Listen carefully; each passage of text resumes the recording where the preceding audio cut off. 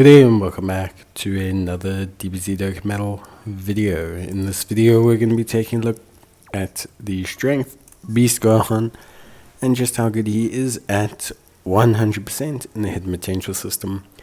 Now Gohan Beast, to be honest with you, like kind of full disclaimer, is one of those heroes where weirdly enough he's so nuts at 55% you sometimes don't realize the difference between the 55% and 100%.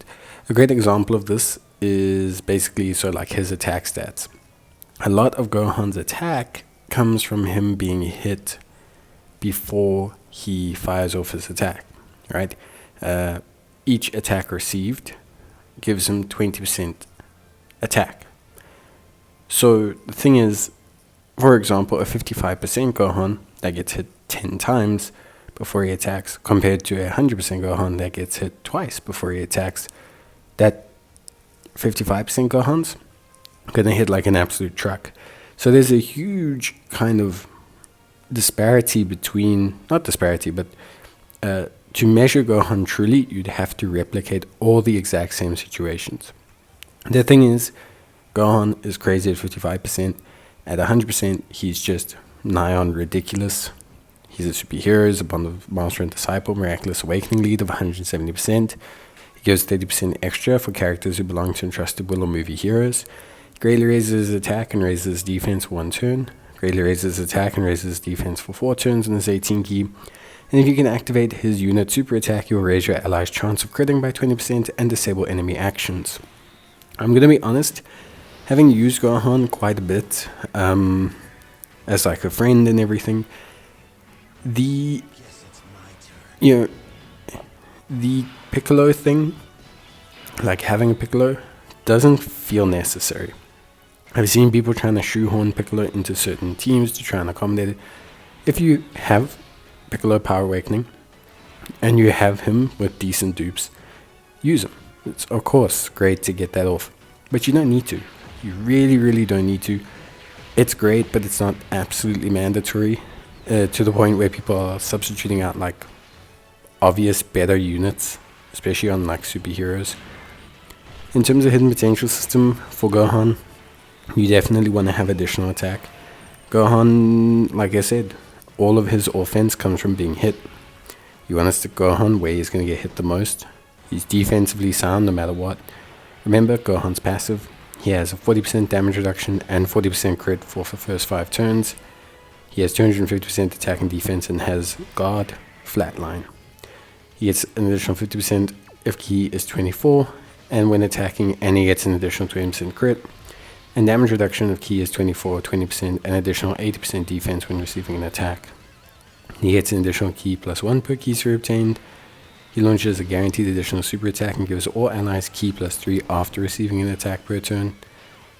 And he increases attack with every single hit that he receives, as mentioned before. And he gets a flat 20% crit chance increase, 20% reduction in damage, and all allies key +2 from his next turn after he's received 5 or more attacks, 8 or more attacks, or he's given 5 or more attacks. Gohan is really nuts. Active skill, 158% defense, which you're going to see here very shortly after this turn. The thing is, with Gohan, you want him to get hit as much as possible. So especially if you're using Gohan to finish off an enemy or something, if it's not detrimental to your run, you want to use his active skill pretty much in the 2nd or 3rd slot, because you want as many attacks to be redirected to him before he attacks. So a lot of people use the active skill and leave him in the 1st slot. Don't do that. Put him in the 2nd slot, not in the 3rd slot, because they'll push him off rotation unless you're ending the fight. But put him in the 2nd slot. That will give you, at the very least, the attacks before the 1st slot unit and after the 1st slot unit. Remember that his active skill does not intercept AoE attacks. Gohan's in a ton of categories: Battle of Fate, Bond of Master and Child, Bond of Parent and Child, Connected Hope. But like I said, measuring his performance is difficult, because like a 55% unit can get hit 10 times and bust out a 22 million attack stat. Gohan at 100% needs to get hit maybe 5 times or 4 times. Well, here it's 4 times to bust out a 22 million attack stat. So there is that difference, of course. And defensively, more dupes means Gohan's defense is, very, very, very solid on a rainbow level. At 55%, you might often see his start of turn attack stat being, 400, 500, maybe 600k. Whereas as a 100% unit, you're seeing more the 700s, 800s, with active skill close to 2 million. So Gohan is obviously very crazy. Like I said, he's really, really a good unit. And all dupes really do is take the level of crazy from a 10 out of 10 to like a 12 out of 10. It doesn't change so much what he does, because so much of what he does goes beyond just the raw stat aspect. It's the guard, it's the damage reduction, it's the key, it's the taunt, it's, everything that he does. So it's great, of course, to have him pop off at 100%, but this guy is just one of those units that, like I said, it all feels like a blur. It's just so good at any real level. But at 100%, of course, he's the best unit in the game. So someone described it once as Gohan at 100% is number 1, and Gohan at 90% is number 2, and Gohan at 79% is number 3, and Gohan at 55% is, number 4. It's just, one of those things. So link-wise, that's your one priority. Look, all in the family, priority link, of course. High level of defense, if you can get it. Shocking speed or prepared for battle. So he's got a versatile key link set. In fighter Sen warrior race are fairly okay. And obviously, fierce battle and legendary power.